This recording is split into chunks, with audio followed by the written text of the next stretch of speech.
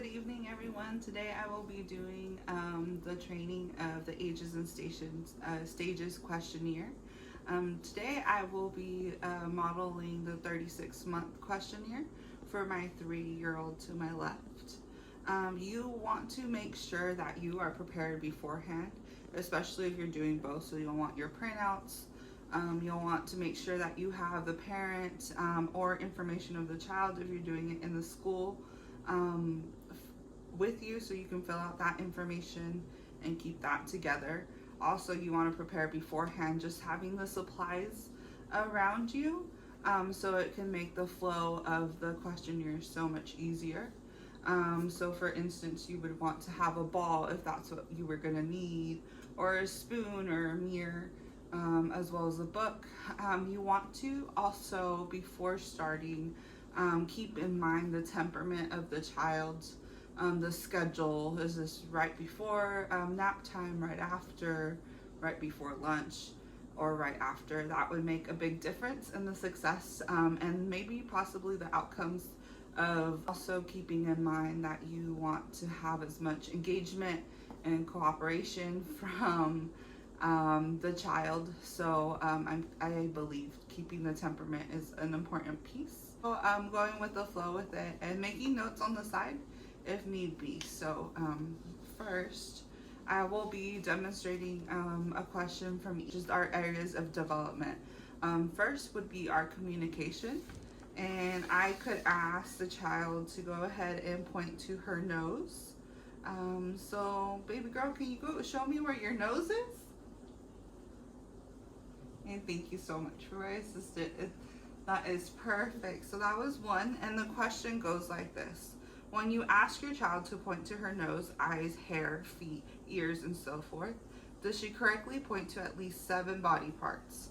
She can point to parts of herself, you or a doll. We can mark sometimes if she does at least 3. And then out of the 7, see how many we get correctly. And be like, can you show me how you hop with 1 foot? So I just need you to lift 1 leg. Good job. And that we would make that a game. So, and also I think with this time, something to keep in mind when you're doing the questionnaires is to also provide the time and space area for the child to be able to show you these things.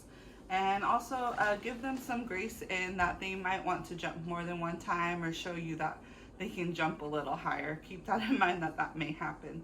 But these skills such as can you kick a ball? Does your child jump up? Do they climb up 1 stairs? And we on these, I forgot to mention that the scoring is yes, sometimes, not yet. And then we also have our fine motor, where we can see if the child can write. So can I have you show me a straight line right here? That's perfect. Yeah, you can write on my paper. Don't worry about that. That's beautiful. Thank you so much. And so that would also be fine motor. Other problem solving might be like, what is this?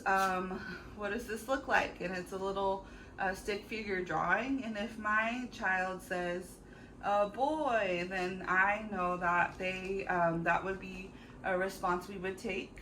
When we point to this figure, what do they see? And that would be a yes response in that, and we would count that as a point as well. We also have our personal social. So that is more on their own skills, and we want to see if they're able to use a spoon on their own. Can you show me how you use a spoon? Let me see where you put that. Oh, good job. Yeah, right to your mouth. So that would be considered a yes too.